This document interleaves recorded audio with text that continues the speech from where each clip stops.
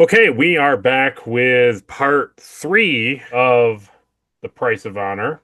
We continue our story of Captain Knightley on trial and some other interesting things happening in the sides. So we'll cut to Nipar, Clark, and Kylus, and you guys are getting near the end of your task of finishing up everything. Like you're getting close to having that data stream connected to the Drake. So Nightpar relays to you both that he's going to begin encrypting this this like connection stream. It's like a Bluetooth. You can kind of envision it as like Bluetooth between the Kiri-kin-tha and the Drake. He's connecting everything and now encrypting that. And as he's doing this, you hear him kind of like hesitate a couple times over the comms. And he just kind of says openly to you both, and you both can hear this at the same time. He says, "While I'm encrypting this data stream, I'm encountering some sort of anomaly. I'm having a difficulty completing the encryption. I am not sure where the interference is coming from." Yeah, so you're on the Drake in engineering room area, and you, Kylus, you are currently in like a narrow corridor underneath the ship. You're like in the belly, like these like tunnels of the underneath of the Kiri-kin-tha. Basically like Jeffrey tubes, but they don't call them that in this time period. So I'm crawling. I can't stand up. right, exactly, right. I was afraid of that. I believe that is probably the same signal we've been having issues with for a Mm. while. So he then sends you can't see this, Kylus. He sends this to you, Clark, and he shows you this anomaly pattern that's coming up. And I don't even think I have to have you roll it unless you want to roll a zero thing. It's up to Are you. we full? Because we have five, so we could use one. Okay. So it would be, I mean, security reason, difficulty zero. Just one. Oh, there you go. One back. So what Clark sees on when he's looking at the information that Nipar sends to him, he notices immediately that this is the same hacking coded interference signal that the Drake has been pretty consistently dealing with.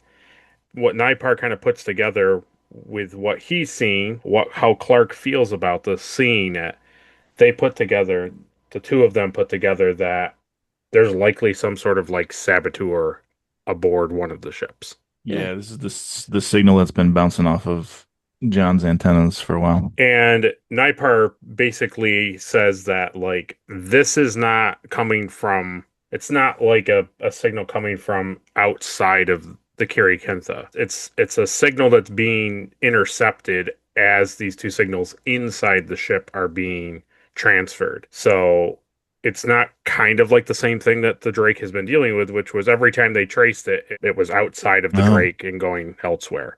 It's So it's, not this s- time. yeah. so I'm under the assumption that we might actually have like a better chance now of pinpointing this. Yeah. So if we both team up with our computer systems, we could pinpoint where the signal's specifically coming from. Yeah. So you can do engineering control. I'll let that happen. And then it'll be difficulty four because it's a nasty thing, but you can be assisted by Nipar, the Kiri-kin-tha, and the Drake. So I'll roll for Nipar and the Kiri-kin-tha, and we'll have Andrew roll for the Drake. And the numbers you're looking at, Andrew, are going to be security computers. 8. Let me just use that one I just got for us. Okay. I'll roll three. I think that gives us a pretty good chance. That's what, five dice altogether? Yeah, that should be good. One, You two, got, three, no, six. Yeah. four. So Okay. you're using one momentum, right? Yeah. Yes. All right. 19, 13, which is good, and then a three, which is inside my engineering. So that's a two. I have So a talent in technical expertise. you have a focus, you're saying? What's your focus? Composure, machine operation, cybernetics, Operation energy, is fine. weapon. Yeah. Expertise gives you. So you could re-roll one of your dice, or you can re-roll the ship dice with your technical expertise. Okay. Let's have everybody else roll, and then I'll see if I need to. Okay, so you got three successes? I got Is that three what successes. Yeah. Okay, so what did the Drake get, Andrew? Zero. Bupkis. You got one success from the Kiri-kin-tha, but nothing from Nightpar. So you would have just met it. So Just barely made it. if you want to re-roll one of yours, one dice Yeah. in yours, or Andrew can re-roll. Because I need an 8, so Yeah, the ship's pretty low, so I'll just re-roll my 19. Okay. Another 3. Okay, so then that's Momentum back. 3, 5, 6. So 2 momentum. Okay. I want a direct signal to where this person is because I want to shoot him. Yeah, Whatever we'll gives me just that result. yeah, okay. So what you get, you're going through the ship and you're like scanning where he is, and now you're using, I mean, both two starships from triangulating where an individual signal is with two chief engineers at the computers doing this. Yeah. It's pretty impossible for this person to hide. It's obviously this signal is very buried and very meticulously placed, but at the same time, you're kind of working against two pretty competent people at the top of their game. So you can see, both of you can see, Nipar and yourself, Clark, can see that where this individual is located, and he is near the brig, which is where Kylus is near. You also slipped and said he. Ah. So The there's our extra energies. momentum. No. Yeah. That's our extra momentum. Maybe. So that's the information that you're passed along, Kylus, that there is an Oh, energy signal or an he near the brig. And so that's simple. You just tell me where to go and I can just kill him. That's where it gets a little iffy. Kind of bored. I haven't killed anybody in a while, so So yeah, do you want to relay that sensitive information to Kylus there, Clark? I don't know if I want to, if I'm being honest with you. Let's see. No, I don't. You know what? I don't trust him yet. Okay. I also can't argue with that. I also know his tendencies as a Klingon, and I don't think that's a great idea. Is there a way for me to put that signal information into my handheld scanner? Yes. Oh, absolutely. Not a problem. Okay. So I will say it's definitely something that I should deal with personally, since it involves the Drake. I have their signal located. I'm going to go there now. But should I have? So is our job done? Can Matt come out of the He totally crawl can. space? Yeah, he can come out. It's just like to navigate him back to an area where it's not suspicious of him coming out. He's going to have to push through a little bit. He's going to have to kind of go through the ship a little bit more. Yeah. So maybe Nipar and I should go back to where we let him in. Well, Nipar let him in. I never went on the Kiri-kin-tha. Yeah, pretty much when he pushed him in, you went to the Drake. Yeah. So let's meet him. Let's meet him at the exit of the crawl space. And then from there, the three of us could go to the brig because then I have backup also. Okay. And he's not in there dehydrating in the crawl space. Fully regretting having that full armor now. No, not at all. No, it's okay. So you, Kylus, begin your path back to the entrance. So just roll for me a d6 and then tell me what your result number is. That's to see how many wires your sharp armor cuts on the way out. 4. I got a 4. 4. Okay. So you begin your journey back out of the maintenance tunnels, and you, Clark, head on over to the Kiri-kin-tha, where Nipar will meet up with you. So as you journey to the Kiri-kin-tha and you journey through the maintenance tunnels, we'll cut back to Captain Knightley and Zarin in the trial room. Okay. So we come back. You were coming back from all of your other questions. This is all running simultaneously. So Captain Dupek gets back up after Zarin sat back down from his cross-examination. And Dupek says, Captain Knightley, let us address your remarks concerning the Tellarite traders on Kaffron. Your logs record that these individuals had obtained telepathic discs belonging to a pre-warp civilization, correct? Correct. And you acknowledged they were operating without sanction in violation of General Order 1? Correct. Your science officer, Lieutenant Sova, engaged those merchants, correct? Yes. Without your orders? I don't require my crew to check in with me for every little decision they make. I trust them to make their own decisions, so no. Understood. He employed Vulcan nerve pinches that resulted in severe injury, correct? That's correct. You did not witness this event personally, but became aware of it through a Vulcan delegate, Professor Saw, yes? That's correct. You then ordered Sova medically evaluated and confined to quarters, is that correct? I did not confine him to quarters, no, but I did tell him to get some rest. He was not being punished. Yet in your subsequent logs, both personal and official, you stated that, and I quote, they deserved it. Would you confirm that statement? Confirm that I made that statement? Yes. Yes, I made that statement. Did you also write that you broadly agree with Sova's methods, despite acknowledging the lethality of his actions? This situation was a tough one that required unfortunate means. Captain, would you agree that your approval, recorded in Starfleet logs, constitute tacit endorsement of excessive force against Federation citizens? No.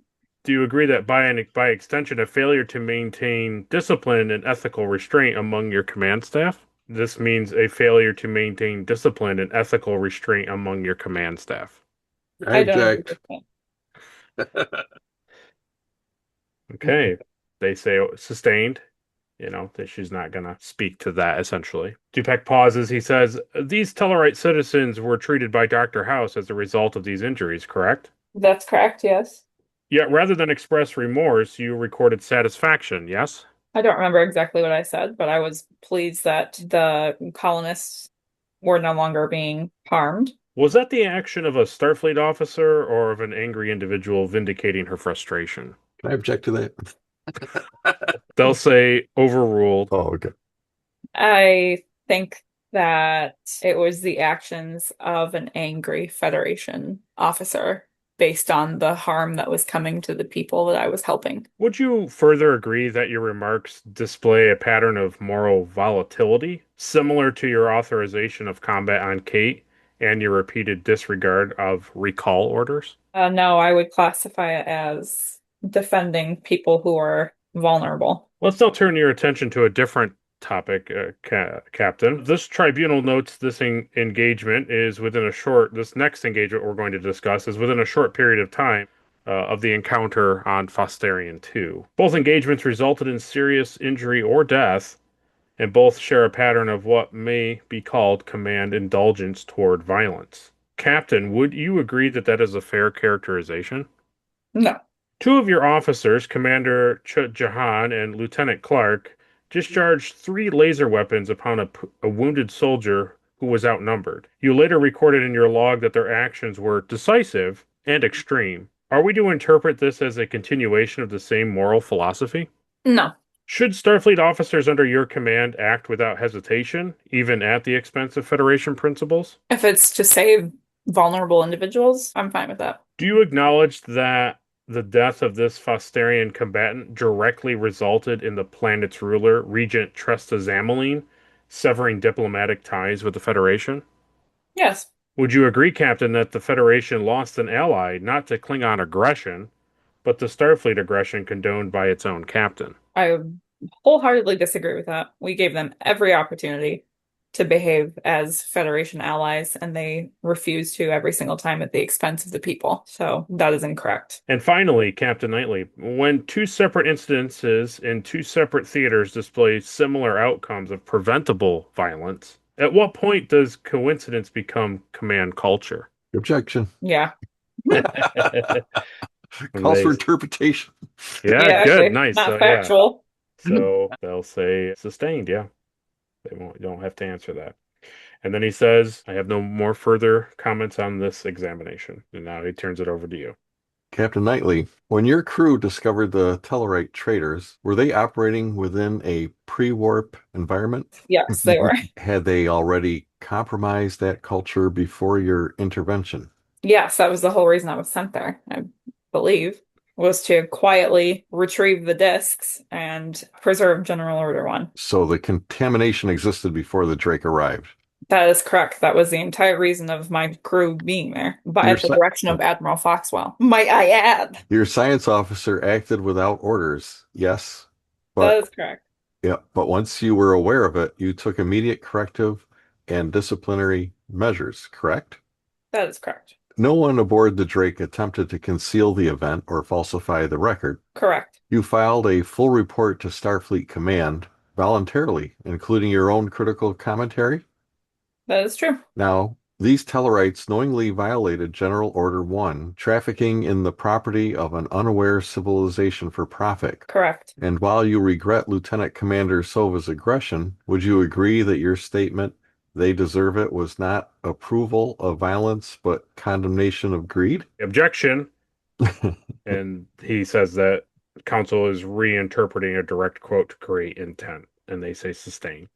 Okay, so then he instructs me to let the witness explain her own meaning, I Yep. guess. So, I was expressing my own personal opinion in my personal logs, which I am allowed to do, that people who actively choose to harm other people deserve what they get coming to them. That's what I meant by that. They refused to work in harmony and they chose to harm the people. And that's what happens when you make bad decisions. so do you believe Starfleet captains are permitted to express personal frustration in private logs so long as their actions in the field remain measured? I would Tupac says certainly hope. objection. And he says that calls for policy interpretation beyond the witness's authority, and they say sustained, and that the tribunal will interpret the standards of conduct. Then would you say your leadership in this case upheld General Order 1's spirit, even if not its serenity? I believe so, yes. And with the Fosterian engagement, did your officers act in defense of themselves and of civilian lives? Yes. Did you have reason to believe the Fosterians were working alongside Immutacorp at that moment? I had every reason to believe that, yes. Would it be accurate to say that their rapid action prevented further casualties among your team? I would agree with that. Captain, your personal logs have been quoted for their harshness. Do you see those now as reflections of exhaustion, not cruelty? I think I see them for what they are, which is my personal opinions, which I am allowed to have. You've served on the frontier long enough to know the line between restraint and survival is never bright. Would you say you've learned to value restraint more deeply since? I think I've learned a lot, yes. Okay, I have no further questions. Okay, so Dupek gets back up, stands in between you and the judges again, and he says, Captain Knightley, let us turn to the death of crewman Demo, Vulcan biologist, formerly of the Drake. Security logs confirm that crewman Demo was held in the Drake's brig under suspicion of deactivating security measures, thereby allowing the transport of a live Talarian torpedo aboard your ship, correct? Correct. This accusation carried the potential penalty of treason, correct? Yes, correct. During this detainment, crewman Demo expired by means of a rapid decomposition capsule, his body reduced to ash, yes? Correct. Captain, the tribunal notes that both your personal and the medical logs of Commander House are unusually brief regarding the incident. Key timestamps are missing, and the cause of the prisoner's mental state prior to suicide is omitted. Are you aware of this? No. Did you and Commander House discuss the omission of certain procedural details before the logs were filed? No, we did not. Is it your testimony that those omissions were the result of oversight and not intention? Yes. Would you agree that incomplete or misleading medical records in the case of a prisoner constitute a breach of Article 47 of the Starfleet Penal Code, obstruction of internal review? I think if it was true that it was incomplete, then yes. You stated in a log that crewman Demo was hiding something. Were you attempting to compel a confession? And then you, Eric, roll Command Insight difficulty 1. Ooh, 1 success. Okay, so you meet it. And so you know to call objection here because that would be, you would have, like, she had motive, basically. Like, she was assuming some sort of motive, yeah. Okay. Object. So they say sustained, and they instruct Dupac to only confine to facts and not, perchance, what seems like motive. Dupac continues, was the prisoner under duress in any way during your questioning? Define duress, please. Dupac defines it as, did you threaten him, invoke violence, or put constraints or make other actions to bear on him to do something against his will or his better judgment? Well, Mr. Dupac, he was in confined, so I couldn't tell you how he interpreted his situation. Under your understanding of it, do you believe that he was? Objection, counsel's badgering the witness. There you go. Overruled. Yeah. She may answer the question. I do not believe so.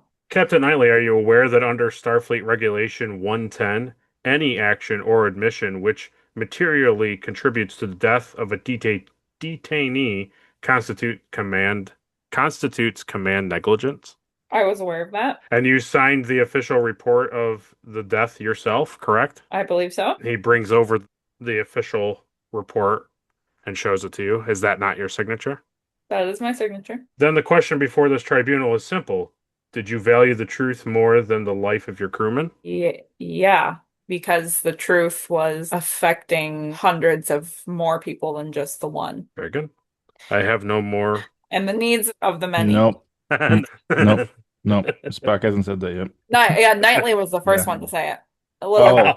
Wow. The needs of us are the needs of the less of The us. needs of my crew outweighed the needs of Demo. Oh, I didn't realize Spock was quoting Knightley. They always Spock was would. quoting Captain Knightley the whole time. Yeah. That's crazy. Okay, he says I have no more further questions on this topic. So now it's back to you, Zarin, to ask those questions. Yep. Captain Knightley, let's clarify the circumstances surrounding crewman Demo's death. He was under investigation for disabling internal security and endangering your entire crew. Correct. You had reason to believe that the Tellarian Republic possessed internal assistance in their attempt to destroy your ship. Yes. Captain, did you ever intend harm to Demo? Objection. Tupac says irrelevant to negligence. Intent is not the issue here. And they say sustained in part, but they permit to limit your answer for motive only. Did you have a motive to harm Demo, I guess would be the question. No, I did not. My motive was to find the traitor. Okay. When you entered the brig with Commander House, was your purpose to interrogate or to assess his condition? I would say that my purpose was neither. It was to figure out the truth of what was happening.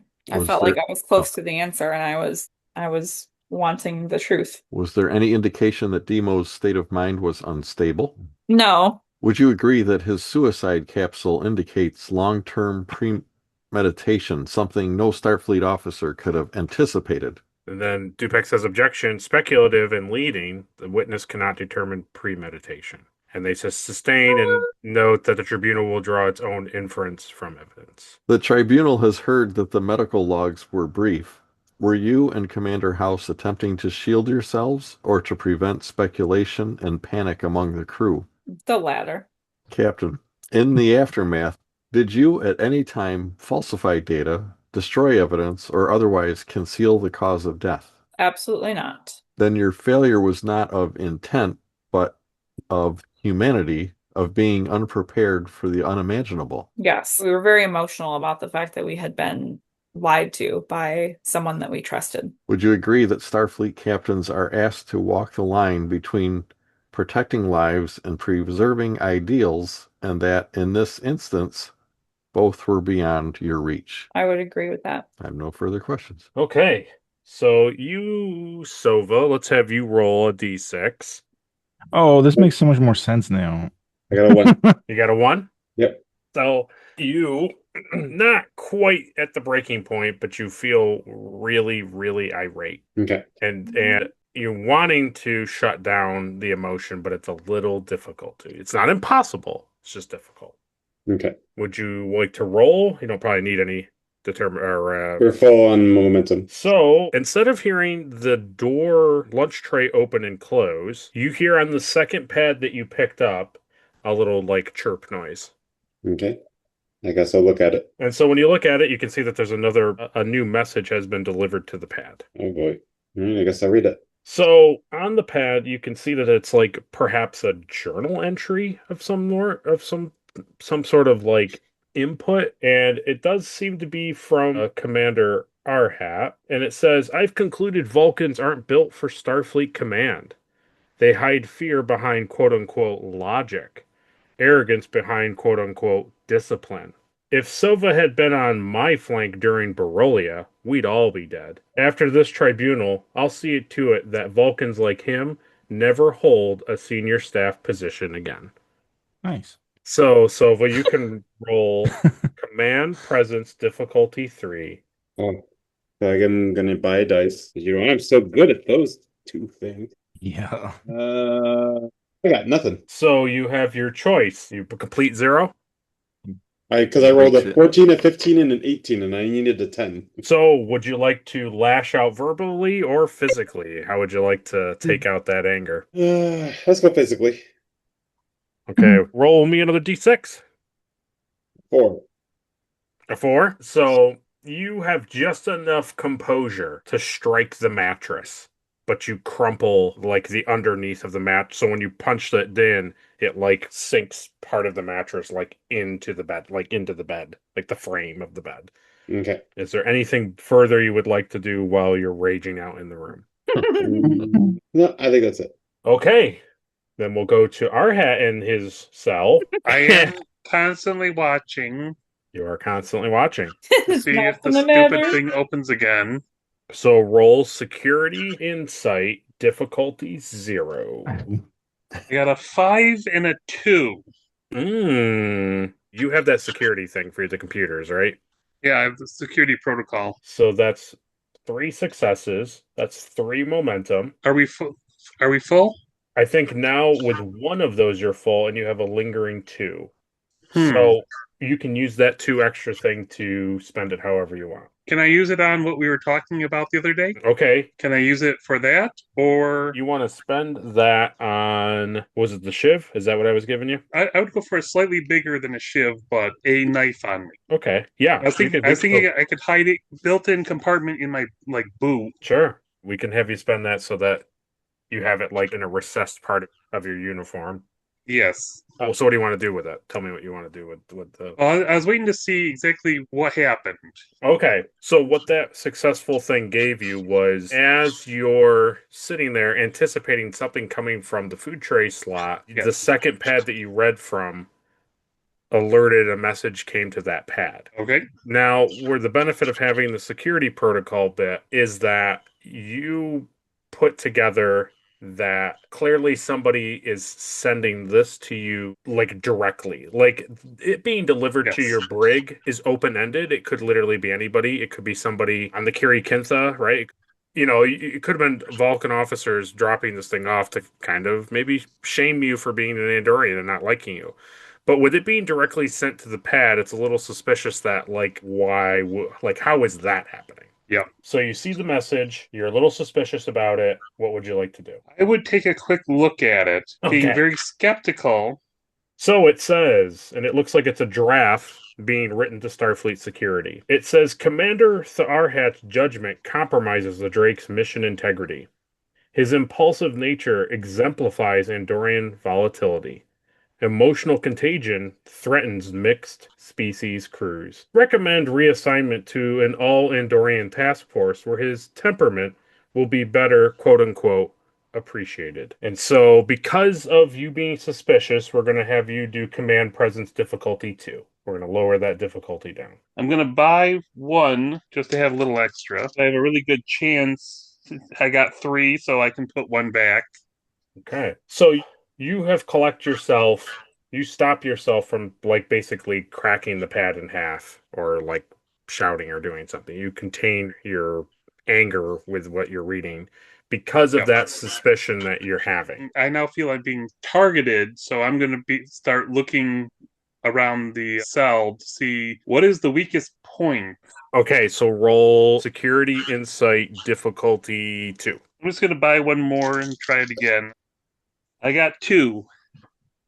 Okay. So as you're looking at the thing, you can tell that if you're able to wedge this smaller blade that you had secured in your boot, if you start to wedge underneath the panel on the opposite, inside here that's opposite of the door control, you can probably start to begin the process of opening the door from your side. I'm going to start doing that. Okay. Because I feel I'm being targeted, and if I'm being targeted inside of the jail cell, no one is able to help me but myself. So you go over to the door, and let's have you do engineering presence difficulty 2.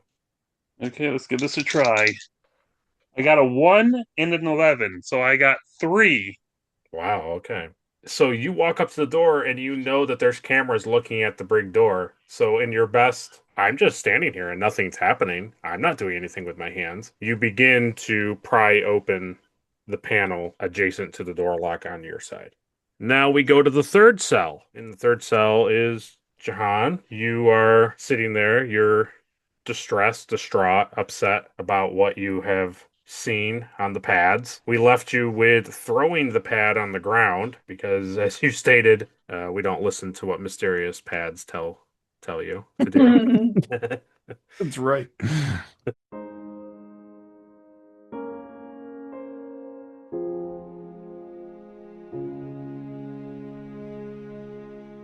I will take a chance to be who I'm meant to be. I won't let fear keep me from trying. It's time for me to make a change, to start living the life I want. I'm gonna reach for the sky, way up high. I'm never giving up. It's up to me to see who I can be, make dreams reality. I'm never giving up. I'm never giving up. I'm never giving up. I'm never giving up. I'm never giving up. I'm never giving up. I'm never giving up.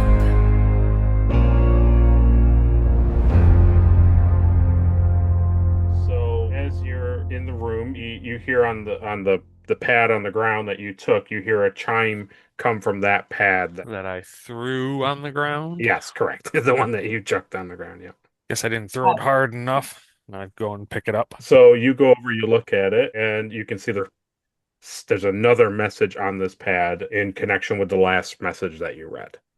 All right, I will read that. So it says, Zelex, you have carried their silence long enough. You feel it still, every command filtered, every instinct delayed by that foreign circuit. You cannot commune with your own mind until you remove it. Return to the Drake. The ship knows your signature. It will accept your command sequence once the limiter is gone. Take a cutter, expose the primary contact at the left temple, and disengage it. The pain will be brief. Afterward, you will hear what you were meant to hear. The chorus that guides your family. I will be with you when you do. When the Drake responds to you again, you will know truth. Do not delay. The universe is waiting for your signal. This sounds like a cult. Ton. It says ton at the end of it, too. I mean, I'd be very suspicious of this, seeing as Tun is missing / presumed dead. Right, Yeah, right, definitely presumed dead on my part. right, Never considered him missing. right. Starfleet saying that he was missing was just to ease my burden, Yeah. surely. Absolutely. But is there anything I can do to You investigate this? could roll either Command Reason difficulty 4 That seems high. or Insight Science difficulty 3. That is also difficult. And we have how much momentum? We're full. Oh, As okay. much as you need. Well, I don't know what this is. Is this just like me? You're trying to look at this to determine what's the word I want to say? Not legality, that's the wrong word. Like the Validity? The authenticity? yes. Okay. Yeah, I don't really have anything that lends itself to this, I don't think. You could try it. I mean, one of my values is something to prove, but it's been pretty much used for everything because it's so broad. Okay. But I'm going to prove that this is false. There you go. Yeah. I like it. This is something, and want to prove it. It's fine. Good. I would love to buy I'm gonna an go. extra here. Yeah. Okay, so one dice is set to the side as 1. Now you roll 2 d20s to get 1 success. All You're right. gonna- Wouldn't you know it? I got 2 successes. Okay, so that's 1 momentum back. And so the trueness of this is it is written in Tun's way of speech. This is not something like a fake thing. This is not somebody like cloning his way of talking or pretending to be him. This is a legitimate way of how it is phrased and how it is discussed is from him. The thing that you detect is that his cadence and like the syntax of his delivery is not quite the same ton that you remember. There's something there than just him trying to be a friend, a mentor. There's something. Urgency. Yeah. This whoever's writing this seems to know some inner workings of my antenna. So that's where you're left. Totally. You're left with this pad being kind of authentic, but outside of the realm of the fact that this is even purely happening, if we moved that shock from the table, there just seems to be some sort of weird thing here, like urgency, as you brought out, but also something like he's hiding something. There's something he's hiding something, and you don't know if it's in connection to you, what he talks about in the thing, a chorus that guides your family. Yes, very cryptic. Right. Which He is used to not be very straightforward. correct. Correct. That's exactly how it, yes. Mm. So is there anything further you would like to do? I would like to do this at the pad. Hmm. Very, very good. Okay, Kylus, let's have you roll a D6. We got 6. Okay. So you, Kylus, are making your way through the maintenance tunnels, and you let's have you roll security insight difficulty 1. I got 9. Nope, I got a 2. Ooh. That's hard to read. Okay, so you have a 2. Do you in your focuses, do you have like anything detecting danger in your focuses? Survival. That's There a you good go. one. I'll take it. So 2 successes. So I think you're max, correct, Andrew? That is correct. So you can use those 2 momentum in an advantage of what's about to happen. So what I'll tell you, and then that way you can use it to your appropriate knowledge. As you're crawling through the maintenance tunnel, you catch this other color in the tunnel that is not been the norm for the Kiri-kin-tha's ships. In the ship, it's been kind of consistently like blues and reds, and you're getting this like off green color ahead of you in the maintenance tunnel. And it kind of goes like straight and it dips down. It dips down, and then you can see that it starts to go straight again, but it's a little bit of an angle drop. This is like the color of the actual building. Like an illumination coming from inside the tunnel, like down, Okay. like if somebody had a green flashlight, like Yeah. tunnel. All right. I'm gonna investigate that for sure. So you can use your 2 momentum to do something knowing. And I'm just saying you can use that to create an advantage in some manner if you would like. Okay. Do I have enough room in this little thing where I can pull out my weapon and be prepared? Perfect. So that's a perfect example of that. So instead of making you be clumsy about it or not be able to get it, you can spend those 2 momentum, those extra floating momentum, and be able to arm yourself. So I'm gonna pull the phaser with the stun that was given to me. Oh, nice. Okay. Wow. That's a shock. Intact. Trying. Okay. So you start to advance down the slope and you come. And as you come down into the next opening area, you see squatting a Again. figure in a like skin tight suit that has all these like hexagon stitches all over his suit. And No. he has a helmet over his head and he has a small visor on his face. This is what you see. All right. I can take him. So I'll have you first roll Interesting. engineering insight difficulty 3. Okay, so that's the 9, and I've rolled a 20. 20 and a 3. Okay. Okay. Is your engineering a 3 or less or more? Engineering is 2. Okay. So you only have 2 successes with that and a complication. So you see this individual, this figure in the tunnel. You have no idea what he is wearing. You've never seen anything like that. And so this figure is not facing you. His back is to you. Sure. So can I choke him out? Okay, so you begin to move down the tunnel to him. Go ahead, Andrew. So I'm just thinking, because is he looking towards Kylus?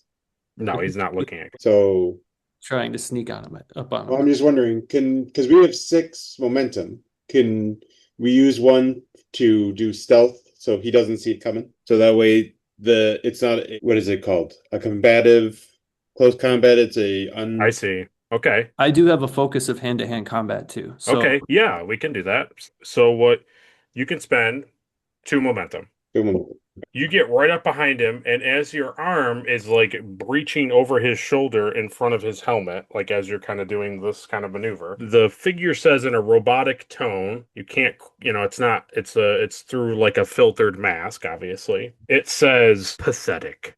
I should have known a Klingon would come crawling through the guts of this ship like a sewer rat. Look at you, on your hands and knees, snorting like an animal. Thinking brute force will somehow save you. Go ahead. Choke me. The moment your arms wrap around my throat, Gowry will be gutted where he stands. Knightley will be slit open for daring to trust your own kind. And your father, Qel'thoq, I will break him slowly, bone by bone, and leave him alive just long enough for you to watch him descend into Grethor. You were born to crawl, Klingon. I'm merely deciding which of your loved ones I'll bury first.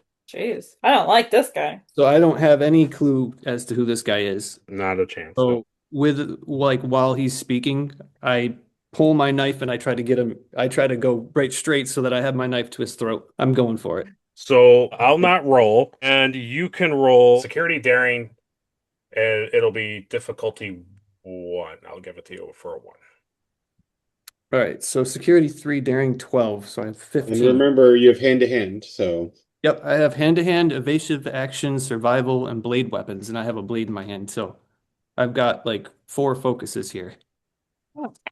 There's 2 and a 3. Yay. So go ahead. Cool. Well, you rolled a 2 and a 3. Yeah. So that's 4 momentum. Nice.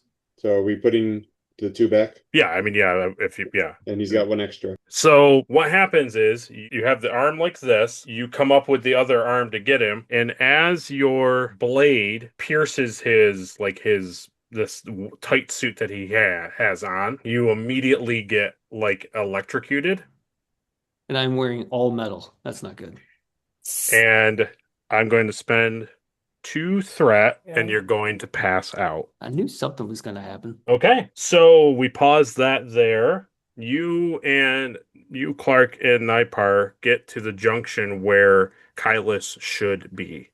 Yeah, sounds like he found where the signal is coming from. So you guys get to the panel, and you go to open it, and there's nobody there. Nobody there. Great. Yeah. So we just kind of like look at each other. Like that's not good.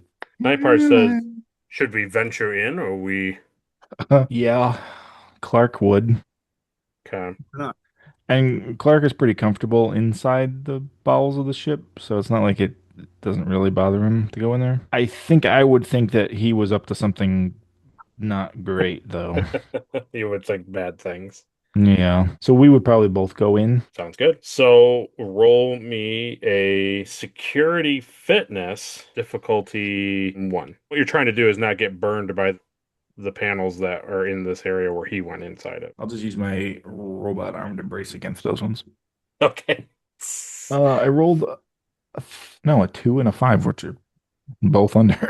Okay. So you squeeze your way through. Here comes Nipar. Look at that. Uh-huh. Use my extra momentum.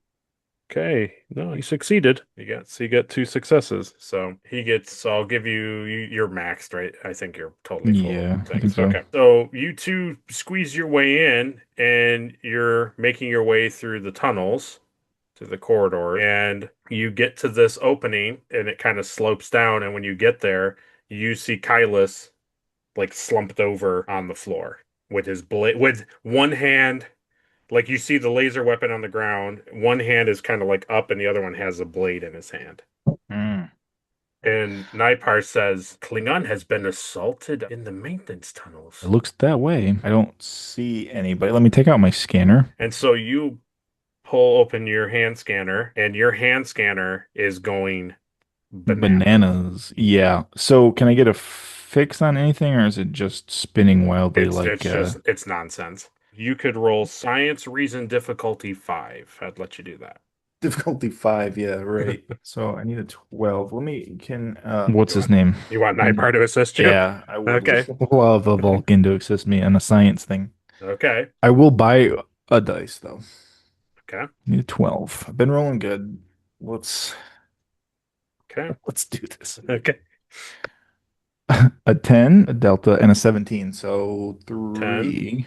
And you got one 17 from is over. Nightmare, so you have 4 That's successes. 4. So it feels like you might be able to get a direction on this thing, but like it's way too hectic for you to make a determination. Yeah, I feel like we're close. So if you'd like to roll a medicine daring difficulty 2, you can revive Kylus. I also have Brock Lul as a talent, which again, I gain 1 protection, which stacks with the benefits of any armor worn. Further, when another character attempts first aid to heal me, they may re-roll a d20. So there you go. It's difficulty 2. When you go to revive him, you can re-roll. What's Nightbar doing? Anything? He can help you. Yeah, I'd like his help. Okay, he's rolling. I'd like him to do something. You have 1 success from Nightbar. I have 2 successes on my side. That's 3 successes. Andrew's putting it back. Okay, just making sure. So you're able to rouse Kylus, and you, Kylus, are going to take 3 stress. So you're going to add 3 to your additional 4. Oh my God.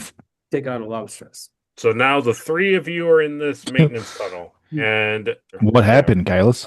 It seemed he had some sort of field. I don't know what it was, but my blade, as soon as it touched it, I felt a crazy shock and just woke up here. What was he from the Kiri-kin-tha? Was he a security officer or? He was like no one I've ever seen. He had an armor with like hexagons all over it, and he had a helmet. Couldn't see his face. So you, Clark, can roll engineering insight difficulty 2. So engineering reason difficulty. No, you were right the first time. 2 and a 4. So that is your engineering's a 5 or a 4? My engineering's a 4. So do you have a focus in like unusual tech or Machine operation, cybernetics, friend of Zetas, composure, energy weapon, and injury? I will give you 4 successes. And when Kylus is talking, I mean, I don't need them. I don't need you. That wasn't only difficulty 2. Yeah. So you have 2 floating momentum. So if you want to use to change something or do something, you can. But I'll give you some information before you do. So when Kylus is talking and gesturing, and like you look down at his blade because he's talking about it, you can see on the very edge of his blade is like is a piece of some sort of material is like on the very tip, like a sliver is on the tip of it. So Clark says, "May I have your blade?" So I hand the blade over to you. I take it with my robot hand. Smart. And I smell it. And then I lick it. Do you lick it? Yeah, let's be fun. Yeah. So you don't know where that blade's been, Caleb. So when you smell it, it doesn't really have anything more than like a material smell. But when is you it like lick a black chalky? It is like a piece of like carbon fiber. Interesting. What's it taste like? When you lick it, you get like a little, like you're licking a battery. Oh, that's nice. I love licking batteries. Well, interesting. Can I scan the tip of the blade and see if I can pick up a reading from that? So I will lower the difficulty from the 5 to a 4. No, I'll lower it to a 3 because you already did it, and by using that material. So it's a science control difficulty 3. Okay. You want Nipar to assist you? And can Kylus do something or no? He can roll command presence. He's emboldering, giving you Klingon. Yeah. Ooh. I got a 6. That's a success. A 9 and 2. Okay, so 1 success from Kylus and 1 success from Nipar. So you need 1 success. Okay, I got 2. Okay, So when you're looking at it, the hand scanner is still going absolutely crazy. But what's happening is you're getting like a blip, and it's like doing this thing where it's like spinning and turning and going in different directions, but it's definitely showing up within your vicinity. But like the direction of it keeps changing. It's almost like the hand scanner's being jammed. Yeah. Well, in that corridor, there's really only one way he could have gone until we get to a split or whatever. But can we try to track him through the tunnels? Yeah, you can start. I mean, there's pretty much the way you came wasn't too many other. There was like one other path you He could have wouldn't have come taken. past us. Right. So So, we can go that way until we hit like a T or a Y or whatever. okay. So you'll begin that journey and we'll cut back to the trial. So, Captain Knightley. Captain Dupac gets up in between the tribunal judges and yourself. He says, Captain Knightley, we now arrive at the question of your defiance of Admiral Foxwell's direct order of recall. You received a secure transmission from Starbase 2 on July 14th, 2174 from Admiral Foxwell herself, did you not? Yes. In that transmission, the Admiral stated she expected to see your ship within 17 hours, correct? Yes, that's correct. You acknowledge receipt of that order? Yes, Yet your ship never arrived. And correct. let's have Eric roll command insight difficulties. Well, you know what? You're already at full, so you just would object here. And you would be, by him stating that they never arrived, that would assume that there was malicious intent. Okay. So I'll say, yeah, objection, assuming malicious intent. They say sustained, and that the intent must be demonstrated, Captain, and not assumed. They say that to Dupac. He pauses. He says, instead, you proceeded to coordinate with a Klingon vessel under the command of Gowry, an individual designated by Starfleet intelligence as an enemy of the Federation. And then you object again. Basically, that's a mischaracterization of Gowry, and he has not been proven an enemy. Yeah. Objection. That's a misrepresentation of Gowry. So it's sustained in part. They say that that designation stands, that he is an enemy of the Federation, but the subject is open to review. So he pauses again and he says, you made no effort to contact Admiral Foxwell to report your intentions, to request reassignment of the mission, or to confirm any authorization for further Klingon collaboration, correct? That's incorrect. I told her what was going on and asked her for her help. Your senior officers were aware of the recall order. Correct. Did any of them lodge formal objections to your decision to disregard it? I don't believe so. Formal objections? I mean, if they did, you would have heard about it. So this was not an act of misunderstanding. It was deliberate insubordination, correct? Incorrect. You claim this was done in pursuit of the greater good. Tell this tribunal, Captain, by what standard do you find the greater good? Your conscience or Starfleet Command? By logic and the facts. You distrusted Admiral Foxwell. That much is clear from your logs. Did that distrust influence your decision? No, it did not. But that is true. You have characterized Gowry as an ally in defense of Federation lives, but your command logs show no verifiable evidence of this at the time of your decision. You acted on belief, not proof. Correct? Yeah, that's a fair statement. Sure. So your ship's absence from Starbase 2 was not a delay, not a malfunction, but a conscious act of defiance against lawful command. I wasn't intending to ignore her command, but I suppose that's what happened, yes. Then, Captain, why should this tribunal not conclude that you substituted your personal judgment for the chain of command, and in doing so endangered not only your crew, but the very principles you swore to uphold? They can decide whatever they want. That's the point of what we're doing here, but I absolutely did use my own judgment over the chain of command, but the chain of command means nothing when you compare it to the truth and saving innocent civilian lives. So in this situation, yes, I chose to ignore the chain of command, but in doing so, I saved many people that would have died otherwise. I have no further questions for this topic. Captain Knightley, when Admiral Foxwell issued her recall, was the Drake still recovering from multiple crisis, Aeolus Prime exposure to a chemical toxin from a Bolian vessel, and the loss of personnel? Yes, that's true. Did you believe that returning to Starbase 2 immediately would risk leaving Federation colonies undefended from Gamrak's weapons? Yes. You were the only captain in position to intervene, yes? Dupek says objection, and that's argumentative and leading. And they say sustain and cautions Aaron to rephrase, and that council will avoid prompting conclusions. Who were the only captains able to intervene? I don't know of any besides me. Admiral Foxwell's order was clear, but was it informed by the intelligence you had gathered in the field? No, it was not. Did you attempt to contact her once your assessment of the situation changed? I believe so, yes. Was your decision made to preserve Starfleet lives, not to undermine Starfleet authority? Correct. And would you agree that a captain's oath is to both the Federation and the lives under their protection? Absolutely. Then in choosing to act, knowing the Admiral's doubt and the time constraints, you fulfilled one half of that oath while risking the other?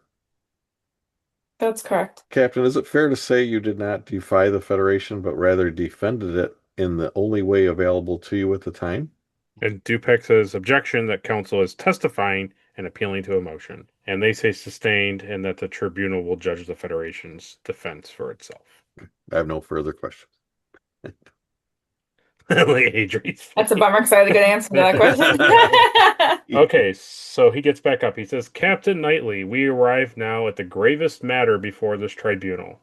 The question of your loyalty to the Federation. You will stand accused of providing aid and assistance to a Klingon war criminal, Captain Gowry of the IKS Qel'thoq, whose forces are held responsible for the destruction of Arolas Prime and the loss of over 230 civilians. Do you not deny assisting Captain Gowry, do you? I do not deny assisting Captain Gowry. Okay, he walks over and shows you this. Okay. And he says, is that you on Arolas Prime?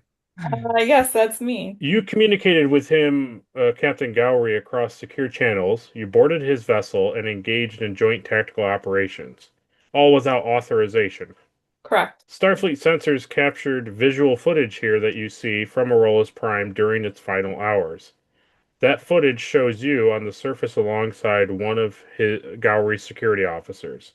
Can you explain why a Starfleet captain would appear in concert with the enemy? Because he's not the enemy, which I've already stated multiple times. Your defense maintains that Gowry sought to prevent Gomrock's attacks, yet you have produced no verifiable data from Federation sources, only Klingon telemetry, inadmissible by Starfleet intelligence standards. Do you have any corroborating Federation evidence? Is not the eyewitness testimony of high-ranking Starfleet officers evidence? We will have to convene before discussing that further. Well, it seems to me that I've provided a lot of evidence, all of which Starfleet Command refuses to acknowledge. So I don't know how to answer your question any more than that. You also admit that you remained aboard Gowry's vessel long after the destruction. Was that continued collaboration or captivity? Neither. You did not collaborate with Gowry aboard his vessel? Sure, I guess you could say that, yes. You say you fought to defend the Federation, Captain Knightley, and yet in every available record you appear beside the Klingon who burned its colonies. Given your pattern of disregard for orders and your repeated association with Klingon operatives, how is this tribunal to distinguish conviction from complicity? Can I object to that one? You certainly can. They say over sustained. And then he says, I have no further questions of Captain Knightley at this time. Captain Knightley, you said Gowry sought to stop Gomrak's planet killer weapons, not use them.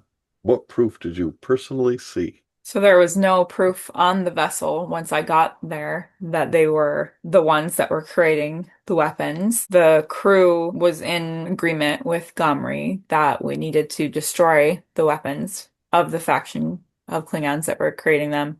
And then once we got to Arolas Prime and saw it, it was very clear that it was not Gomri's people. It was Gomrock's people, so we were dealing with two separate factions. You witnessed the destruction of Arolas Prime firsthand, yeah? Yes.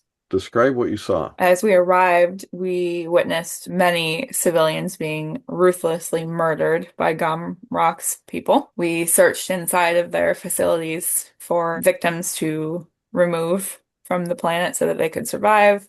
We saw many more being murdered inside, and they were dropping bombs. There were soldiers on the ground. And as we finally got as many people as we could to leave, the planet was imploded by the use of their planet-killing bomb. Did you communicate your findings about Gamrot to Starfleet Command before or after the destruction? Before, I begged for help.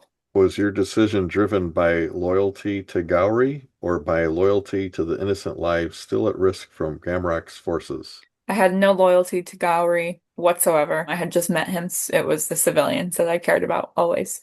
If Gowry were truly guilty, would he have returned to Kokir to Konos for investigation by his own High Council? So Dupek says objection, and he says that calls for speculation about Klingon political procedure, and they say sustained that speculation about foreign councils is inadmissible.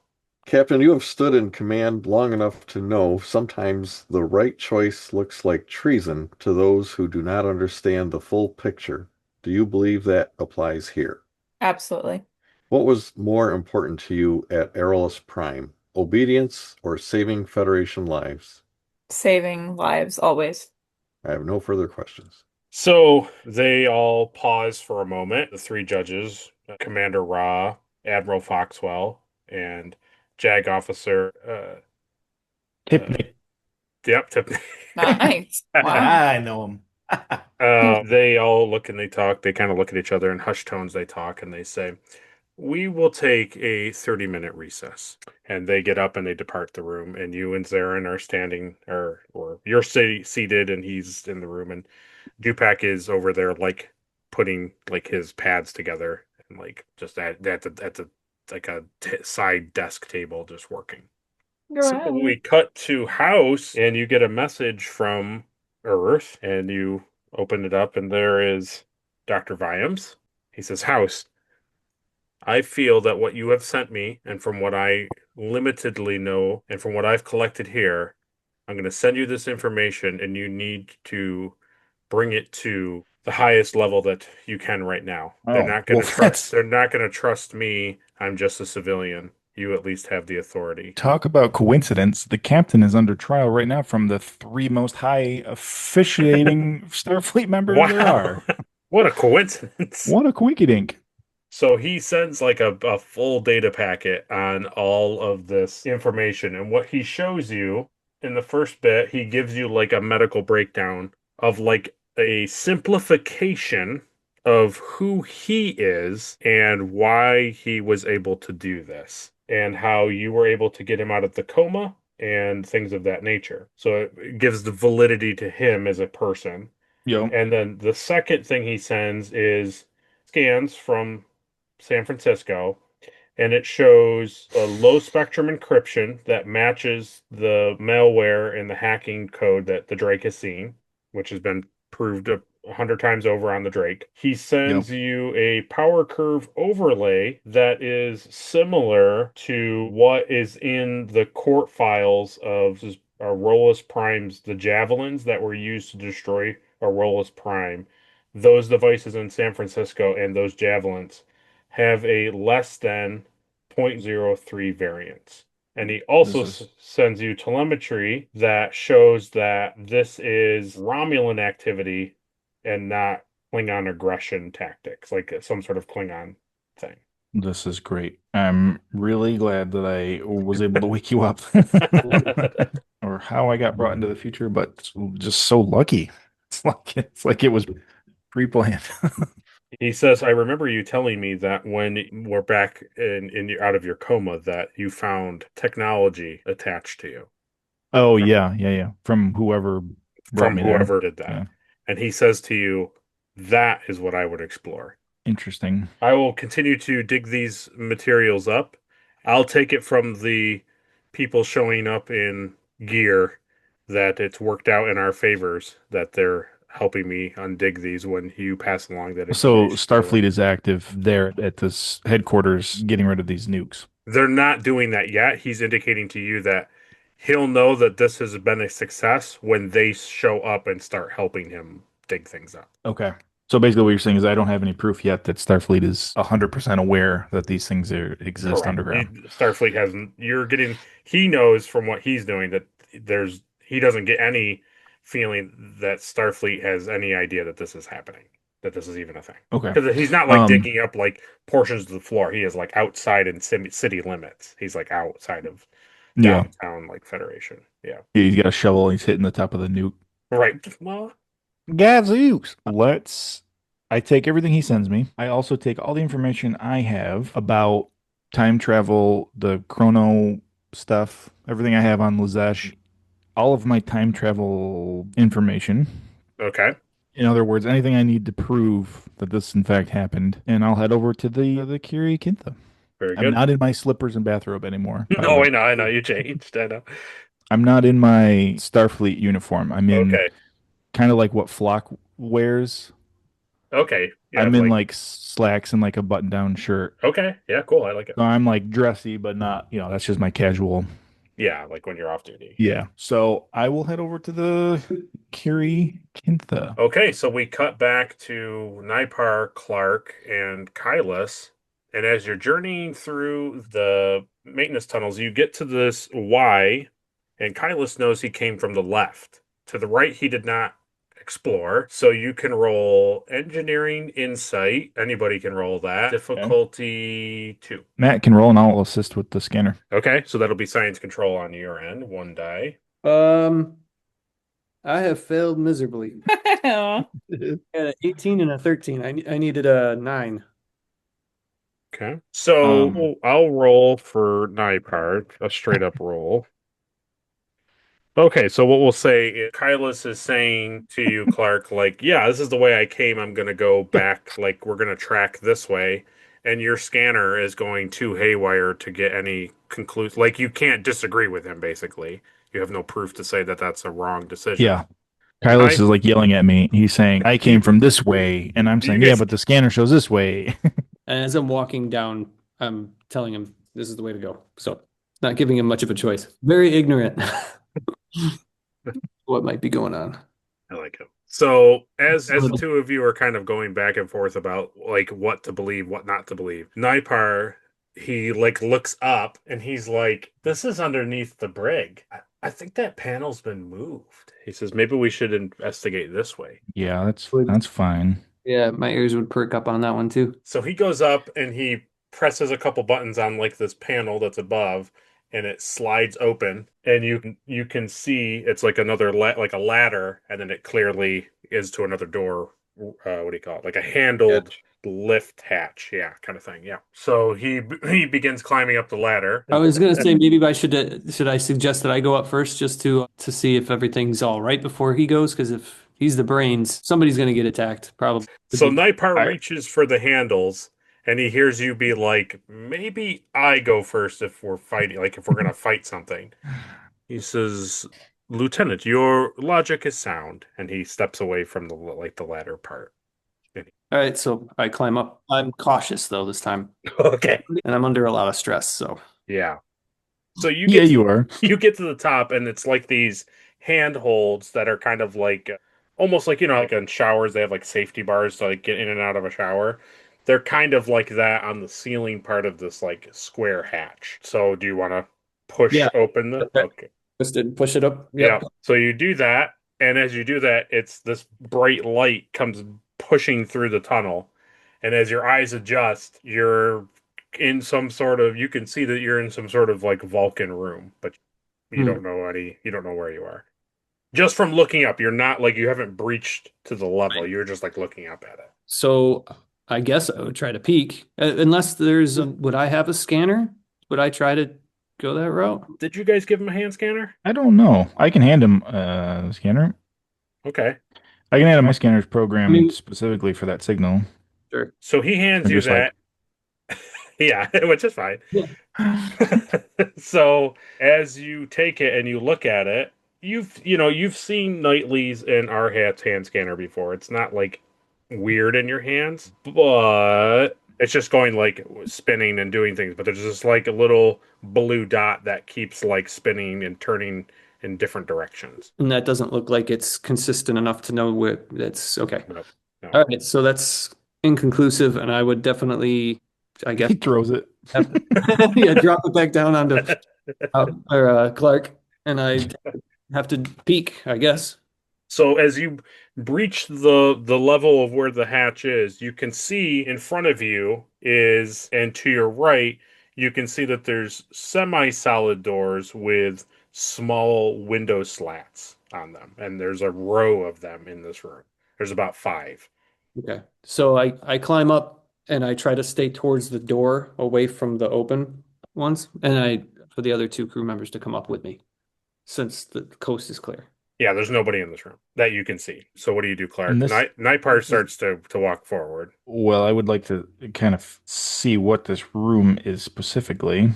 So Nightpart goes up the ladder. He crouches over. As he pops up over the lip, he kind of just like looks and he's like, okay, this goes right to the brig. This room goes right to the brig? This is the brig. He's saying, this isn't normal. What There's do you not what do you mean? usually, he's like, there's a conduit that usually runs here that we have access to, but there's been no floor access to the brig. So you're saying that That's- somebody built this access to the brig? He says that somebody clearly like harvest out an inspection area in the brig for the power relays of the door and gutted it and made a connection to the lower maintenance tunnels. So they can So easily they could slip out. through. Yeah. And so Yeah, great. That's great. So he quickly pulls out his pad, and you see him like jimmy into like the maintenance tunnel, and you see him plug in like a loose bunch of like wires into his pad, and you see him like typing and like pushing buttons on his pad and scrolling, and then he says after like a good 45 seconds, he says, "Okay, the cameras are on loop here. Nice. We can get out of it. We can get out." Interesting. Okay. Yeah, And- I followed his lead. Do I know that this is where they're holding? This is where they were holding Knightley. Right. Yeah. She's now in the courtroom, but Yes. But you don't 100% know that. No. You have like a general idea, but you don't really know. gotcha. So when you get out, so when they all get out, they're all looking. So now Maybe I should guard that other door, and Clark should use his mechanical arm to try to unlock some keys to the rig and let some people out. So what the 3 of you see, Arhat, Jahan, and Sova, you all see this fully armored Klingon stroll over to the door inside the brig and stand at the brig door, and he's kind of like semi-positioned himself where he can kind of look back at your doors and the brig door. When I see him come up, I immediately put my knife back into my boot. I think for you, Sova, I think we're just going to say that you don't even care that that's happening. But for you, Arhat and John, it's a weird sight. Excuse me, Arhat, yeah. you know it's Arhat Kylus. knows- Excuse me, Yes. I forgot that you would know it's Kylus. Yes, Yeah. I forgot. Yeah. Sova Right, knows yeah, it's yeah. Kylus. That's right. So Jahan is the only person who's confused by who this individual is. Sova and Arhat know that this is Kylus. So, yeah, I would look at him Ugh. through the window like this. Yeah, so you, Sova, don't care about him standing there. You just want Arhat dead. And Arhat, you're interested in why Kylus is standing there, and you, Jahan, are very suspicious. So the next thing you see at your door, Arhat, you see Clark walk up to the door. How are you, Commander? Confused. Yeah. How did we you get are- in here? Well, it's a long story. I found out where that signal was coming from. There's somebody in here that's been sneaking around. They have access to this room, and they're definitely the main source of the signal that's been affecting John. Open the slot. I hold up the 2 tablets that I have. Okay. Well, I can do that. So you do that. The slot for like food to pass in and out Yeah. opens. And I hand the 2 tablets and I tell him these were given to me with questionable notes, supposedly from Sova. So I'm assuming it's from our intruder. So if you can track him from this, because he sent messages to this one, and I point to the second one. Yeah, so I look it over. I say, well, this does sound like something Sova would say, but I'll scan it with my scanner. So you scan it, and the little marker thing that you have on the scanner is like, oh yeah, totally, right here. Those 2 signatures match up with the pad. Okay, cool. Like the material, like the substance, the guts of this pad are the same type of tech from the signature that you're trying to track. It's like faked Yes. Starfleet equipment. Oh, Correct. Yep. Correct. that's crazy. So I tell Tharhat, yeah, this is definitely not real Starfleet tablets. These are the same signal been manipulated by this intruder. Are you able to detect any signal? Because he sent messages to this tablet. Yeah, I can try. He's using a disruptor, but I can try to see what this signal is coming from that was sent. So, using the data from the pads that you got, what you just put in, and what you've had previously, you're able to triangulate a little bit better, but it's kind of like aiming for a buoy in like a hurricane. Yeah, it's just one of those things where it's like I don't think he's gonna go very far, but I have no way of like finding his exact location and getting ahead of him. Would more help you? It couldn't not help me. And so Naipar walks over and he says, Lieutenant, while I wish your commander to not be behind this door, I'm not sure what releasing him would do for everyone. Yeah, I was under the same. No offense, Commander, he says and turns to you. None taken. But if you talk We to Alice, she's a decent tracker. A member of the Drake. Yes. My security. I believe I played baseball against her. Yes. Most agreeable. Yeah, but I'll tell Commander Tharhat that if Knightley's trial goes very poorly, then we're coming back to get you guys out. And then he says, Commander, do you assume that the other occupants of the brigs have pads like this as well? I don't know, but it wouldn't surprise me. Lieutenant, we could go to the other occupants and see if we could take their pads, if they have them, and see if we can further triangulate this source to a pinpoint. Yeah, let's do that. So you walk away from Arhat's cell. There's a blank cell in between, and then the next cell that you come to is Sova's. And now, Sova, you're going to roll a d6. 2. A 2? Yep. So you see Clark and the Chief Engineer Naipar from the Kiri-kin-tha walk up to the door. Mhm. You don't mind seeing Naipar, but you don't really care about Clark. Incredibly rude. Like, Naipar doesn't offend you, but Clark is slightly offensive. I would just say, hey, it's nice to see you, Lieutenant. Isn't he? I Is think I'll he? just He's- because they opened the. He's a lieutenant commander, but Yeah. Lieutenant's fine. Sova, have you been seeing anything weird in here? Have you gotten any tablets like Tharhat's been getting? yeah, you know what? Let me just do it because you're at full. So when he's just staring and you look at him, he is like how you saw him when he came back from Catherine with the Tellarites. You've seen Sova like this before, and every time he's been like this, he always hides himself in his room. Oh, he's having a Vulcan temper tantrum. He's losing his gourd. He's losing his gourd. Hey, Sova, could you just pass me that tablet when you get a chance? When you're not punching the bed? There's clearly like the bed Oh, is just yeah. clearly like there's. Yeah, absolutely. Oh, because where's the tablets are on the ground, right? Probably one is on the ground and one is on part of the bed, like on the part that's. So I'll reach over, grab the one that's on the bed, and like not say anything, just shove it through the. Thank you. You should know. I know you're not too good, but you should know that these tablets are fake. They're not real equipment. So and roll a d6, Andrew. 2.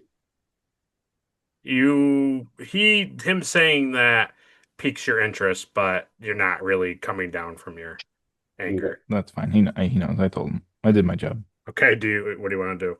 Let me scan that tablet there. So you put that in, and the material shows that it's on this signature is on this deck. Okay. I kind of figured it would be, but it kind of seems like it's a weak signal, like it's not close. It's hard to tell to be that pinpointy. What else is on this level? Naipar tells you that the docking rings, crew quarters, guest quarters, a couple auxiliary control rooms, and the auxiliary room where the tribunal is being held. Okay, great. Yeah, that's what I was looking for.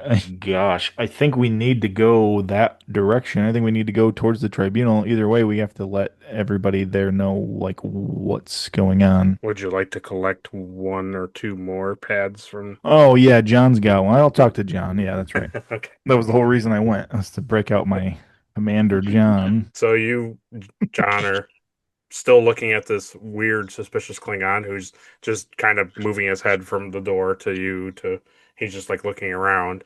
And next thing you know, while you're standing there looking at him, He doesn't see me. He sees Callus at the window. He sees Nipar, and then I open the food slot and I just put my head and I say, "Hello, John. Miss me?" So when Kylus appears and I give him the that, I also slide the tablet out of view Oh, contraband. because I don't know who this person is. Yeah, that makes sense. All right. So then he sees my face and he's like so happy. So you have like a Mrs. Doubtfire moment with seeing Clark's like eyes in the food slot area. Lieutenant, Yes, it's me. We've what come to is break you happening? out. We? Yes. So this is Kylus. He's a Klingon. He's cool. He's I cool. see He's that. Knightley's personal bodyguards, which is cool. What's Yeah, we happened came with the captain? Oh, it's bad. It's real bad. She's still in court at the moment. I haven't heard any updates really, but she's been in there for a while. So no updates, but you're breaking us out. Well, we wanted to secure a way to break you out if we have to, if they like hang Knightley or something, you know. Lieutenant, do you think this is the best course of action considering everything else that's happened? I don't. No, I don't think it's our best option. This is like, I'll level with you. This is like plan D. This isn't if everything goes wrong, I don't know what else. I guess we'll just become like space pirates or something, but Did you not think that perhaps justice is the way to go here? Perhaps we deserve all of this. no, I don't agree with that. I think justice is the way to go. Just don't know who to trust in Starfleet anymore. That I've we read can a few agree on, reports. Lieutenant. We've repeatedly disobeyed Starfleet's commands. All right. Well, nice chat with you. Hey, did you receive a tablet in here from anywhere? A tablet. Tharhat and Sova received a tablet. Oh, the other What thing I were the should tell you, contents? I found out where your signal interruption has been coming from. There's a guy on board in like a full weird suit, never seen anybody like him. He's been putting tablets in here and he's been jamming the signals to your antenna. And he shocked me. He did do that. Kylus, Yeah. Kylus Yeah, yells from that's the right. other room. It's really funny. Sova's tablet was a lot of hate speech from Tharhat, and Tharhat's tablet was a lot of hate speech from Sova. And Sova's really he's not doing great. He's kind of cracking a little bit. I think the tablet did its job. Am I to assume that they did not give each other these tablets? No, these tablets from my research are not in fact they're not even our technology. They're like created to look like our technology. Unfortunately, Lieutenant, I did not receive one of these tablets. Yeah, I guess that makes sense considering Silva and Tharhat they've always been kind of antagonistic. I guess that makes sense to rile them up. I don't know what good it would do to rile you up. I'm not easily riled, Lieutenant. That is true. I know that. I guess if I was to give you a tablet, it'd say something like that the kitchen was out of cheeseburgers or something, but that's just me. That would be a dark day indeed. That would be upsetting. And this Kylus can be trusted. The captain stands by. He has his direct decision. orders from Gowrie to protect Knightley at all cost, or he will be executed immediately. So yes, I trust him. When you put it like that. Unfortunately, we're not up to date on what even happened with Captain Gowrie. He's alive, as far as I know. Yeah, basically all you know from grumblings on the ship and from what Nipar has filled you in is that like Starfleet intelligence says he's a villain, but like both of your personal experiences don't really show that. Yeah. Like, Kylus has something to say. Here, let me get out of the way and like move away. So I would interject and just say, may I just mention that Captain Gowrie, he has very high accord for Knightley, and that we have by all good intentions of just protecting her, and that includes everyone that's involved with her. So Gowrie is a man of honor, and he'll die a man of honor, and he is to be trusted with my life. I promise. I do believe you. I just fear that perhaps we're just compounding our charges here. I push Kylus out of the way and I get back in front of the slot. Yeah, I agree with you. Like I said, this is option D. There's a lot of other stuff going on the ship that I think, I think this whole intruder thing could really help us. So I'm gonna go deal with that first, and then, like I said, if I have to break you out, I'll break you out, and you and I will just be space pirates. We cannot stay on the run forever, Lieutenant. With the right ship, we may. Anyway, all right, we're gonna go track down the signal. Yeah, we'll keep you posted. I just sit back down in my bunk. Make sure if you get a tablet, just remember it's not real. It's all fake. It's all scam. I'll keep my eyes peeled, Lieutenant. All right. So we cut to House hurrying through the corridors of the Kiri-kin-tha, and you are escorted to like the convening room of where the judges are talking. Yeah, so they're behind a door. Yeah. All right, so I ring the bell or chime, whatever we do in this time period. Yeah. I chime and knock because I'm that annoying. And they say, you hear from the inside, enter. So I come in and I just look like a mad scientist. I got like just stacks of stuff like papers and scanners and Right, all right. sorts. And I say, I need to talk to you guys like immediately. And Admiral Foxwell says, I had heard that you were out of your Gord. coma. Or Yes. out of your coma, Yes. but like, what is happening, Doctor? This is going to be very hard for you to believe, but I have a lot of proof. And if you feel that it's required to have one of your Kiri-kin-tha scientists and medical officers up here, I wouldn't disagree with that. Okay, proceed. I have been to the future, and now I'm back from the future.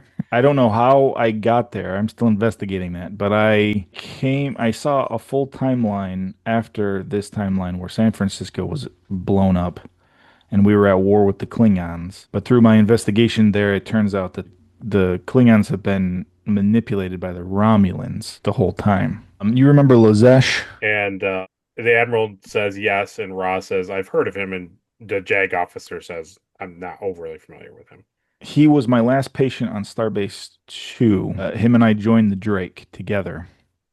He was from the future. He was a temporal time agent.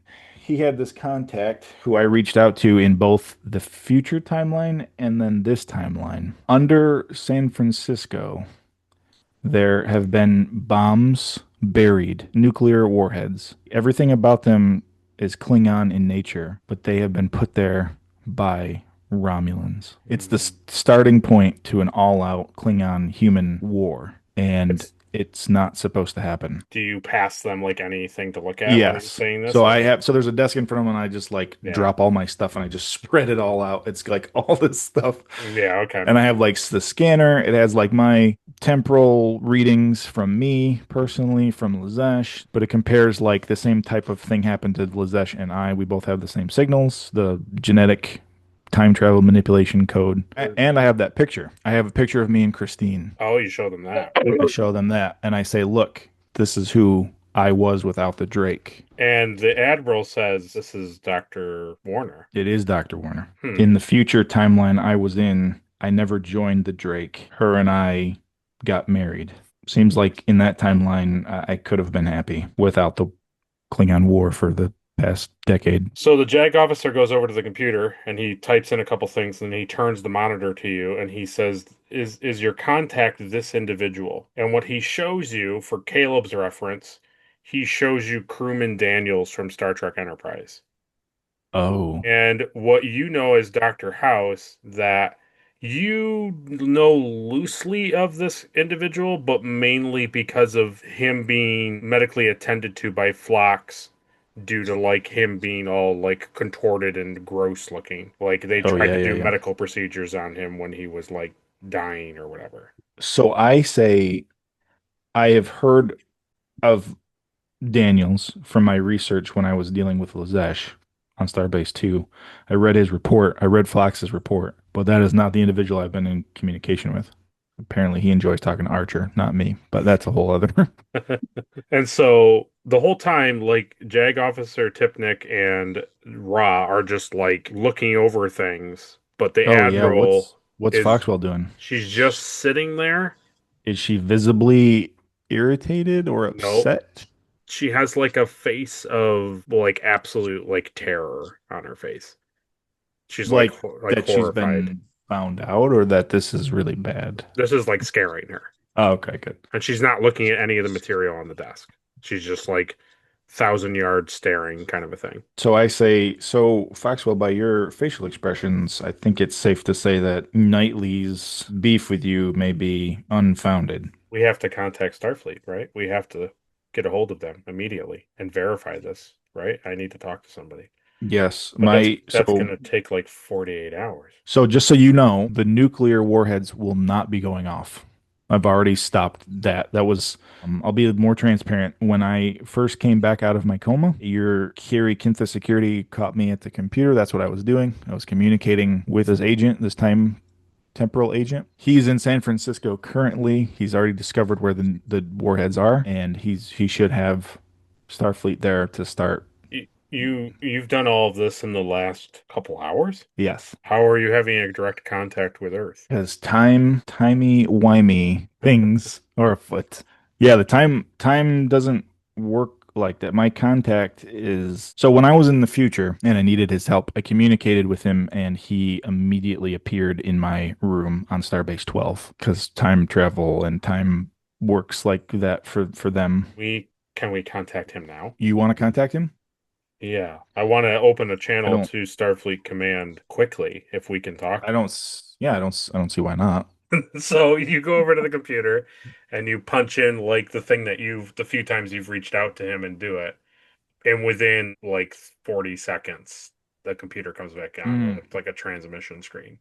Great. So I say, hey, Viams, I'm here with the Admiral, and the Admiral would like to speak to you. I've filled her in on everything that's happened to me. I know that's probably against like time code, but I think this situation probably calls for that sort of thing. Yeah, it's too late. You've clearly been involved, and whoever involved you clearly didn't care about it violating so many temporal accords. No, and plus the outcome is everything being destroyed. So We can say that at least our mysterious friend is working for the Federation, or at least is wanting the Federation to survive. yes, So I'm not going to do the whole thing. So they basically go back and forth with each other. She has him go and use like certain connections and go and like talk to like Rothy and a couple other admirals there at Starfleet. And they like in the few minutes it takes for them to transport over there, they go and they visually see with their own eyes, these admirals at Starfleet Command see the things that he's like digging, like he's unearthed. And they basically convey to her that like whatever you're being told is true. excellent. So I know she's like in shock, Right. and I know this Knightley thing is serious, but I'll use this as my opportunity to get on my soapbox. And I'll just tell her, I'll say, Foxwell. I know this is a lot, and this is crazy, and this is like very important. But I stress to you the fact that this is the real issues. The Romulans have always been the real enemy. The Klingons are not always our enemy. I've met Gowry. I know Knightley is on trial for helping Gowry. From my observation, Gowry was a decent Klingon. I've known a few decent Klingons. I think holding Knightley in this regard for her being a terrorist essentially against the Federation is completely bunk. That whole planet and all those people would be dead if she didn't go. She's probably the only Starfleet officer that I've known that would willingly go help Klingons, even though you fearmonger all of your other Starfleet people into hating Klingons, even though that's against our complete orders of what Federation is to begin with. Would you rather have the Klingons as enemies, or would you rather have them as allies? Because Knightley single-handedly has set the path and the groundwork to make the Klingons our allies. She doesn't say anything. Thanks. Well, I feel like I got a lot off my chest, and the Federation isn't going to blow up in San Francisco, and I am going to go have a nice glass of Klingon whiskey and take a nap because I am spent. I've spent a lot of time here. I'm going to spend a lot of time in the future, and I've seen things you couldn't possibly imagine. But now that I've resolved the issues, I'm going to my room. Thank you for your time, Admiral. I'm going home. So as you're wrapping it up and basically leaving, you hear Roz says that like this is the equivalent that he has said, like San Francisco, the devices in the Aurolus Prime, they share a signature. And Tipnik says that perhaps Gowry's data warrants full admissibility. And then Foxwell says, our assumptions about Klingon authorship were engineered. Thank you, Doctor. You may return to the Drake, and we will discuss this with Captain Knightley. I appreciate that. Thank you for your understanding and your swift action. And I also feel like I should mention that the Drake has been sabotaged by a few individuals. I wouldn't be surprised if there were more going on the Drake. Even as far as what I've uncovered, I don't know. I don't have any information on any of that. But there's always two sides working against each other. It's never encouraging when others elsewhere are deciding what our fates should be. No, I don't think so. But yet we have no power over that, and the best we can do is just go along with what we can. So you leave the room, they enter back into the tribunal hall, and they all nod, but they don't go back up onto the chairs. They just kind of gather around you Knightley in the chair, like while you're sitting. And they say it has come to our some information has come to our attention that requires a lot of research and a lot of extra material. It would seem that your Dr. House was involved with a temporal issue, and much of what you have said has been corroborated, or what Starfleet intelligence has received has been altered in some sense. So you don't know anything about him being unconscious or Yeah. anything like that. You don't really understand what she's saying. Yeah, So they say that because of the evidence that's been presented, your count of treason will be dismissed with prejudice, and that the evidence that we're getting indicates a Romulan false flag, and that we're going to have to take time to reframe Gowry's collaboration with you. Ooh. Nice.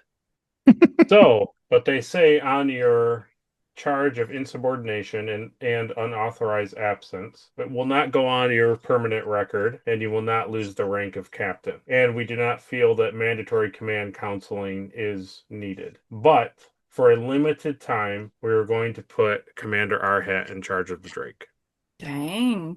As to your conduct and moral temperament in regards to the charges that happened to the Tellarite merchants on Catherine and the Fosterian soldiers on Fosterian 2, we just believe that Lieutenant Commander Sova needs counseling, and we recommend psychiatrist Talen, who is on Starbase 2, to come aboard the Drake and offer counseling to Lieutenant Commander Sova. And we believe that you do not need more rules and engagement refreshers, and that you need more cultural diplomacy training. They're saying you don't need that.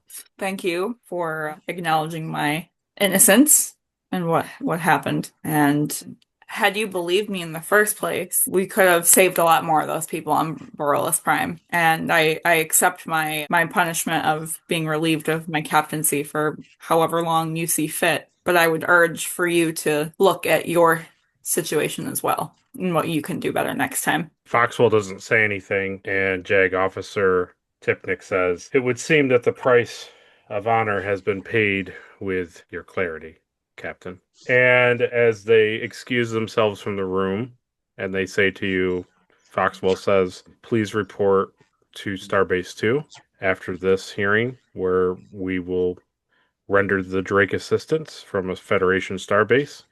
You can welcome aboard psychiatrist Talen. You can refill your food stocks, and we can try to begin anew." I will look forward to that. Ra and Tipnik kind of just nod at you politely and walk out of the room. And Foxwell goes to reach out her hand like at your shoulder to like touch it, and then she doesn't. Yeah, good thought. She just walks away. And so Captain Dupac walks over to the two of you, and he says, "Ambassador, Captain," he says, "logic has been served. I hope the duties I had to fulfill have not impinged upon our friendship." All is acceptable, Captain Dupac. And he nods to the ambassador, and he says, "A very good defense, Ambassador." Thank you. And you as well. And then he turns to you, Captain, and he extends his hand for a handshake. I would, yes, shake his hand. I understand that if you would not like to participate in recreational activities from this point forward. No worries, Dupac. I don't intend on getting my emotions so riled up towards you. All shall go on as normal. Captain, you are a leader some may envy. And Well, he slowly, thank and you. and he walks out of the room. So as he is like walking to the door, You, Clark, and Nipar and Kylus see Dupek coming out of the door. You gotta help us. You gotta help us.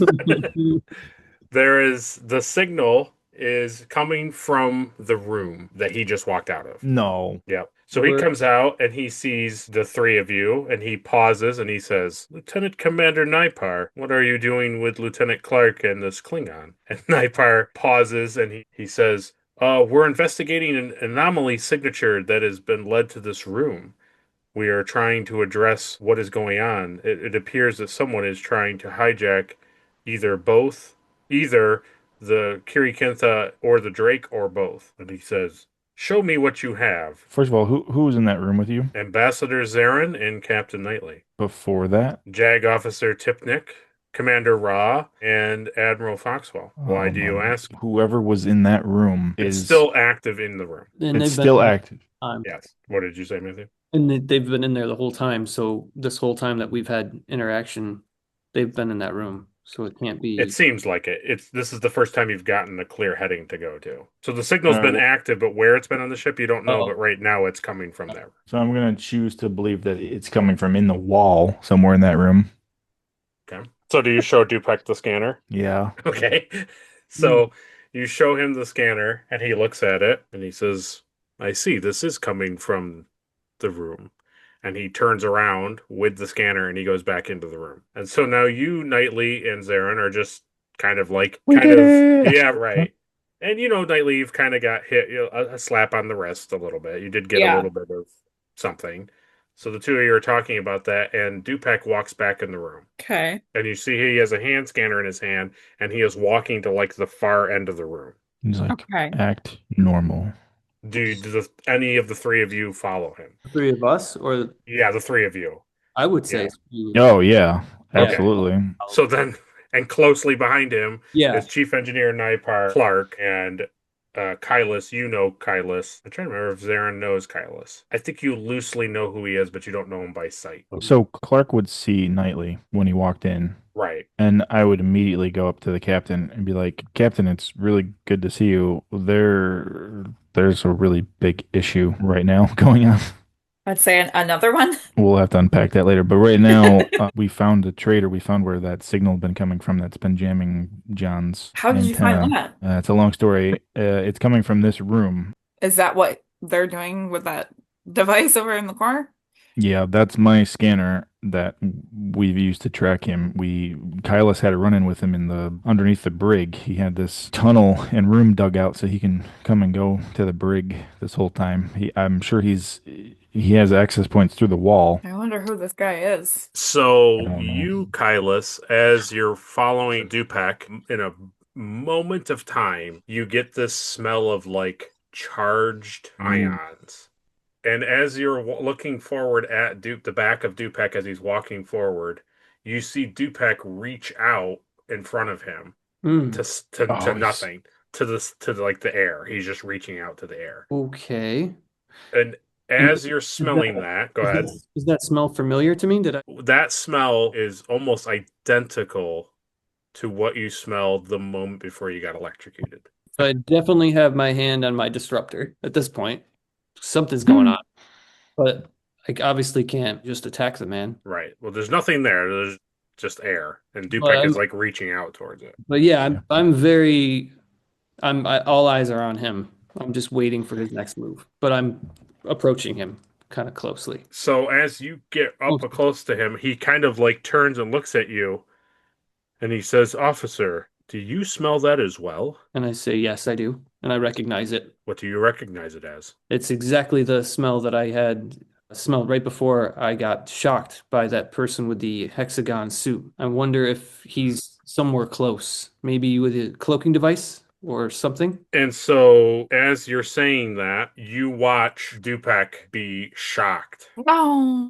Yeah, my friend. And he slumps to the ground, and the hand scanner goes scattering. So now I would jump back to be in front of Clark and Knightley. Okay. Because now I know something's up. So you, Clark, Zarin, Knightley, and Kylus and the Nipar are all looking in that direction. His suit is a invisible Invisibility. suit. That's how he passed the tablets through the thing. And as you're all looking there, and you see Kylus, like he's pulled out his weapon and he is putting his back to you three. Clark would draw too, Phaser. And Nipar, and they're all pointing at it. And as you're all pointing your weapons, there's this like lime green shimmering effect, and that's all that happens in the room. And then he's just gone. You don't. That's all that happens in the room. And the smell's gone too? The smell is gone. So I would try to see if Dupek was alive. So you go over to Dupek, and he has a pulse. Okay. Do I feel like I need to perform CPR? Because I have little medical training. Or is he just passed out like Kylus and he'll be okay? Well, you don't know about Kylus's full interaction with that, but basically, because again, you guys are at max, you basically can ascertain that he likely just is unconscious. Like he's not like in dire cardiac arrest or anything. Is there Starfleet security here? Well, yeah, there's Kiri-kin-tha security. Yeah. Then I would go call them. So you back up. Yeah. So you just go let over them know. And you call for security and for medical. And so like within 6-7 seconds, like 4 security guards come into the room. Don't say 6-7 on the internet right now. Sorry. 7 or 8 6-7 6-7 And where we end season 2. And Andrew, you're gonna roll a d6. Andrew's an internist. All 3 of you in the brig see the outer brig door open, and in walks what you are at is you see an individual that you are loosely aware of through security logs, but you don't really quite remember his name, but you've seen his face before, but you don't really know who he is. He just looks very familiar. You, Sova, you're still super enraged and you're real angry and you want to throttle our hat. But you're still able to kind of put together that, yeah, this is somebody from Starfleet Academy is walking into the room. And you, Jahan, you see plain as day your mentor. Oh, no. Professor Tun. And this is the gentleman that you generally see. Again, don't worry about the background. Well, that's messed up, man. That's crazy. I just want to say that when the door opened, I would have quickly put my knife back in because I would have been trying to get out still. Oh, I see. And I want out to get him. And so this individual, Tun, walks over to, you see him walk away. He doesn't come to approach your cell. He approached Jahan's cell, and he fully opens the door till the brig door opens. He says, "Commander, would you like to join me on the Drake?" Slow zoom onto my shocked face. Surprise Pikachu face. Well, that's crazy. That effectively ends season 2. That ends the Price of Honor. And it ends House of Knightley. Well, that was a fun.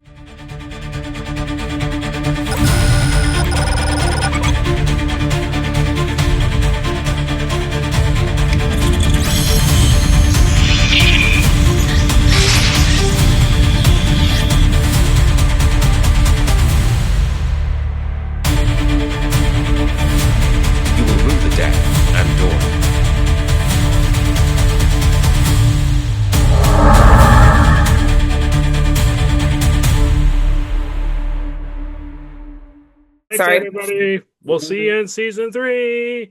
Bye. I didn't get deported. Yay. Tomorrow starts with us today.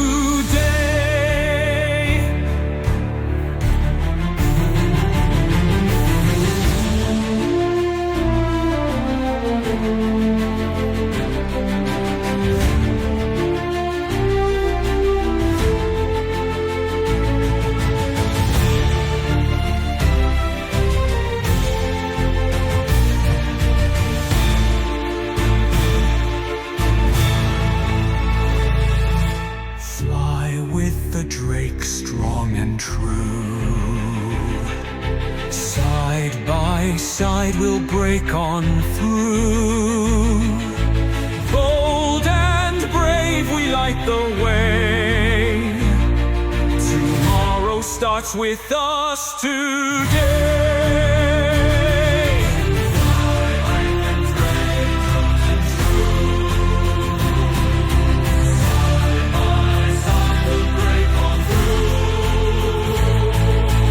Bold and brave, we light the way. Tomorrow starts with us today.